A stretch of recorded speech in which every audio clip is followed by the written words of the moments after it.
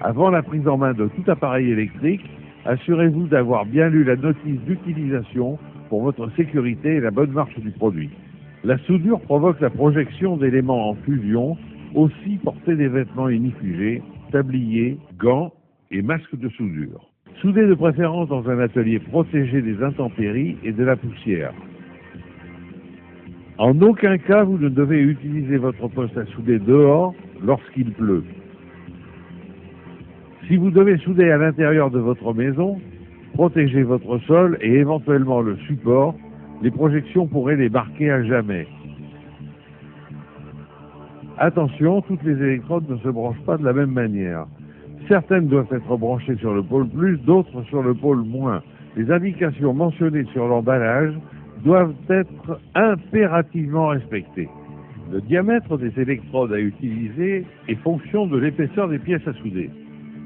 Ce tableau vous indique non seulement le diamètre d'électrode, mais également le réglage de l'intensité du courant nécessaire. Branchez le connecteur du porte-électrode sur le pôle indiqué sur la boîte d'électrode et le connecteur de la pince de masse sur l'autre pôle. Réglez également l'intensité nécessaire en fonction de l'épaisseur des pièces. Fixez votre électrode dans le porte-électrode à l'aide de la manette prévue à cet effet.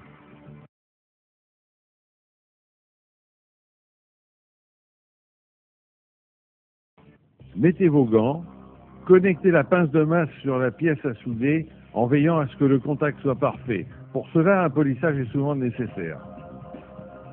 Avant la pratique, un peu de théorie. La soudure à l'électrode consiste à déposer du métal en fusion sur deux éléments du même métal à joindre. L'arc électrique qui va s'établir entre les pièces à souder et l'électrode reliée à l'appareil va permettre à celle-ci de fondre. Vous êtes maintenant prêt à souder.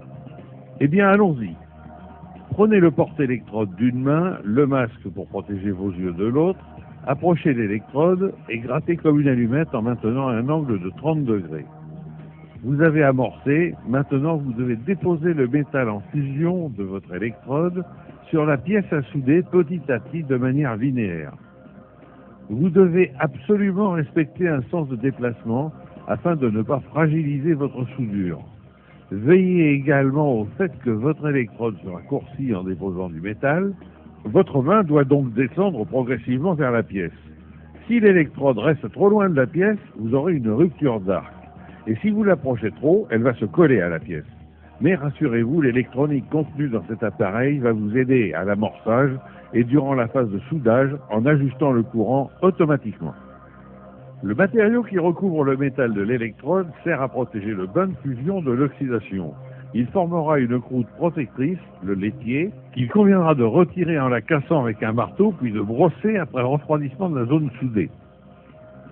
Vous avez choisi un inverter et vous avez eu raison. Il est plus petit, plus léger, à faible consommation de courant, et en plus, il est doté de systèmes électroniques facilitant le soudage de manière spectaculaire.